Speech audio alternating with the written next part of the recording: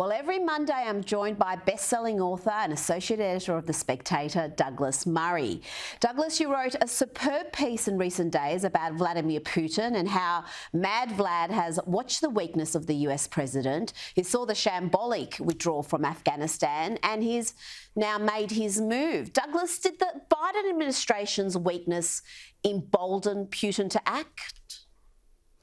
I think it's clear that Putin was watching very clearly, very closely, and there was a reason why he didn't act in the 4 years of the Trump presidency. I'm not a great advocate of Donald Trump, but I mean, it seems perfectly clear that Donald Trump was a kind of deterrent to Vladimir Putin. Whether the rumors are true that Trump is reported by a number of people to have actually said to Putin at one point that if Putin invaded Ukraine on Trump's watch, that Trump would bomb Moscow. Who knows? Something like it is possibly true. He was certainly deterred, Putin, for the 4 years of the Trump presidency. During the Biden presidency, clearly he's been keeping a close eye on things. Don't forget the troop buildup on the borders of Ukraine began last March. This is almost 12 months that this was happening. And during that time that Putin was amassing forces on the borders of Ukraine, of course, he watched the very ignominious American withdrawal from Afghanistan. He saw with increasing clarity, the fact that the West does not want war for very good and unnecessary to rehearse reasons. But he saw that. And he obviously thought that, therefore, this was his moment to go into Ukraine. Of course, the flip side of that is that it may well be Vladimir Putin who has miscalculated very badly. Absolutely. He's sustaining losses there and it's not going as he expected. But I wonder whether President Biden's own personal weakness, not just the shambolic nature of the Afghanistan withdrawal or the ineptness of his administration, but the president himself, he seems to be weakening by the day. His deterioration is hard not to notice. Is that having an impact at all on how Russia's behaving, on how China may behave in the future? Well, I would say it's not just about President Biden. It's about Vice President Harris. Kamala Harris was sent to the Munich Security Conference last week, just ahead of the beginning of hostilities in Ukraine. And it was just painful to watch. There isn't a single domestic issue, or indeed any international issue, that Kamala Harris has yet solved. None. Zada, nilch. She's not solved the southern border question in the United States. Yet President Biden sent her to Europe to address the looming war in Ukraine. And it was a quite extraordinary thing, by the way. Kamala Harris said in front of her European colleagues, she said things like, "What we're facing here, guys, we've got to take a second to realize this. We're looking at the possibility of war in Europe, guys. I mean, just think about that for a moment. I mean, it was way beneath something that should just be. I mean, it was beneath something that a school child would say in that situation. It was profoundly embarrassing that the world's superpower at that moment was speaking in these banal, meaningless cliches. And, the other thing that has to be said about that is that the Biden administration was saying only days before the outbreak of the war that the reason why they were looking into sanctions and starting to institute sanctions was that they would act as a deterrent. Well, clearly they didn't act as a deterrent. So even that absolutely, the first thing they actually did, the one thing that Biden administration was sort of proactive on, has, by everybody's witness, totally failed because it did nothing to deter Vladimir Putin. Russia's grip on Europe's energy supplies is not an inconsequential part of what we're seeing at the moment.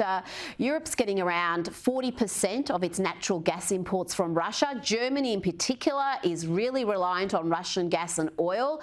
Again, Douglas, how did so many countries allow themselves to become reliant on a country like Russia for something as crucial as their energy supplies? The closing of those coal and nuclear power plants is really putting a number of countries in a perilous position. That's right. I mean, no country in Europe is as compromised as Germany is. I mean, as a joke went around this week that one silver lining of this is that at least Germany isn't responsible for the possible start of World War III. So they managed to start 2 world wars, but perhaps they missed out on starting the 3rd. Nevertheless, actually, German reliance on Russian energy has been a massive factor in this. And don't forget, it's not just a proactive German policy where senior officials like the former Chancellor Schröder actually working for Gazprom. It wasn't just the sort of basically elite capture, which we've often talked about in the context of China, but in this case, an elite capture in Germany by the Russians is one of the most scandalous stories of our time. It hasn't had nearly enough attention.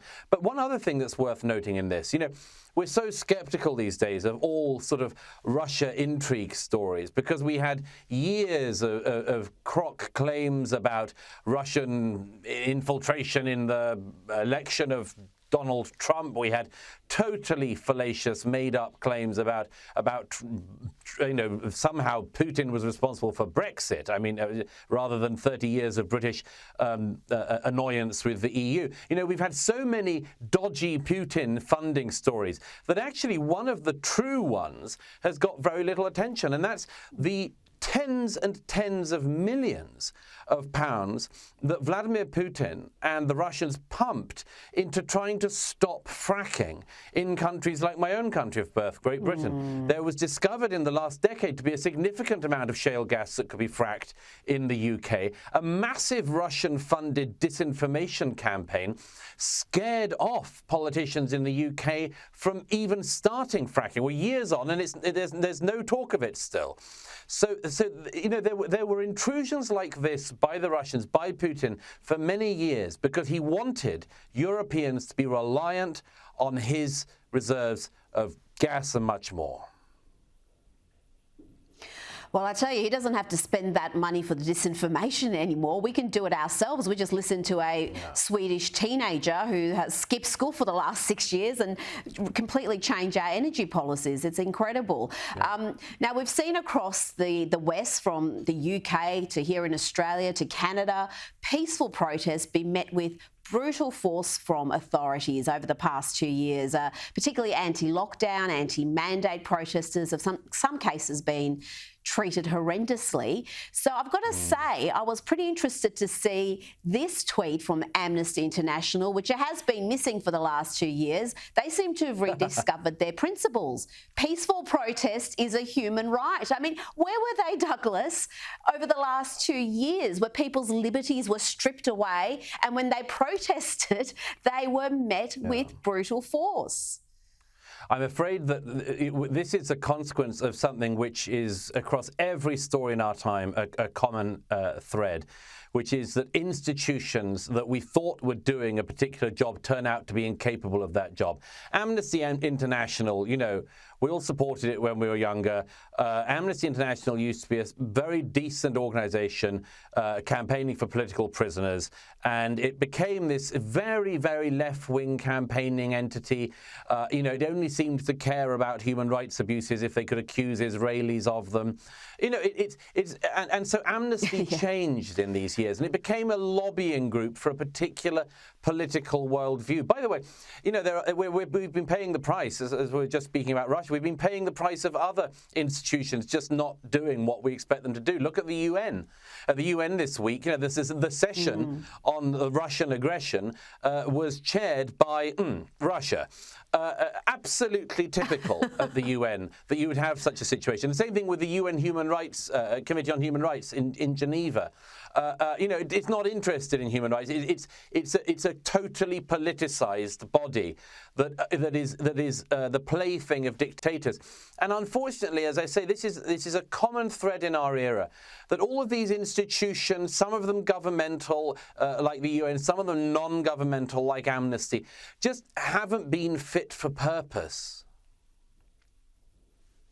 They haven't been, and they've been really shown up. The UN in particular, like you said, we've got conflict underway and it's been completely impotent. It's achieved nothing. And finally, I want to ask you about New York Times journalist Nicole Hannah-Jones, the woman behind the error-riddled and discredited 1619 project, which nevertheless won a Pulitzer. Let's not forget that. Well, she continues to obsess about race, even when discussing the Ukraine crisis.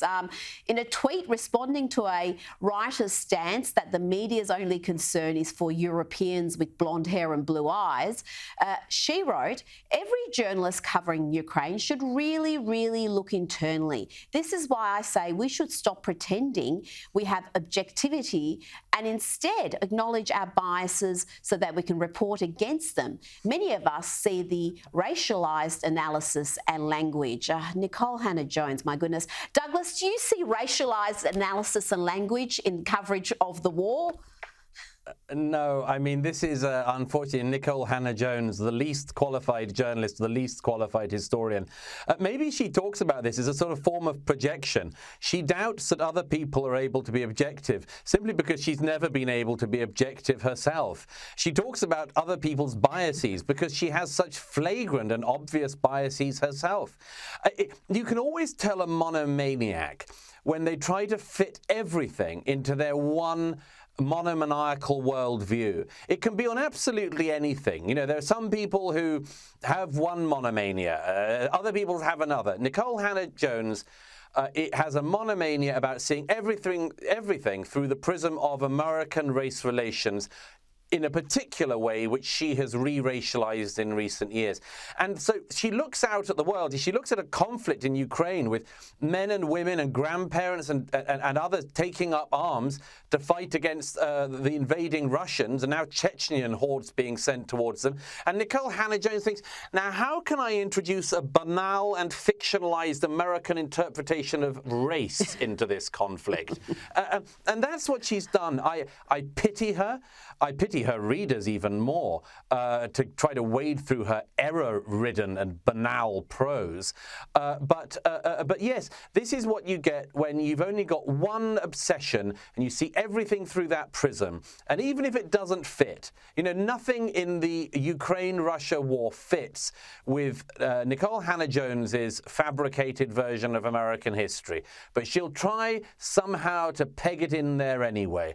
I hope perhaps as all of these events are happening in the Ukraine and we see these just daily pictures of suffering and misery, I hope that people take a step back from the sort of cliff that Nicole Hannah-Jones and others have tried to lead them to. There are other things in the world than her race-obsessed prism. There are other tragedies going on in the world. There are other very, very big, arguably much bigger subjects going on in the world. I hope that the monomaniacs take a rest, but if we can't persuade them to, let's take a rest from them. Yes, or call them out and mock them because they deserve mocking. Douglas Murray, thank you so much for your time this evening. It's a great pleasure as always.